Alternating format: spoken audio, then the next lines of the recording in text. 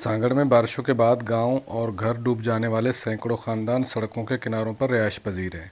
ज़िले के बेशतर इलाके कई फीट पानी में डूब गए हैं। एक जानिब घर डूब जाने की परेशानी तो दूसरी जानिब ज़मीनें ज़ेर आब आने और रोज़गार न होने के बायस आरती खैमों में मुकीन मुतासरीन खाने और पीने के लिए भी परेशान हैं। मुखैर हज़रात कभी कभार खाना पहुँचाते हैं, मगर बड़ी तादाद में मुतासरीन शिकायत करते हैं कि इंतज़ामिया का ताउन न होने की वजह से मुश्किलात में इजाफ़ा हो रहा है।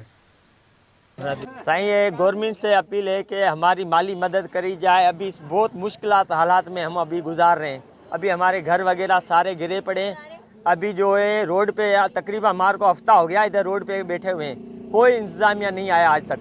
घर डूब गए हैं, बारिश में नहीं खाना मिला, नहीं टेंट मिला है, नहीं कुछ भी नहीं मिल सका है। ये छोटे छोटे एक टाइम की रोटी मिलती है, वो भी बच्चे भूखे आधे पैसे सोए पड़े हैं।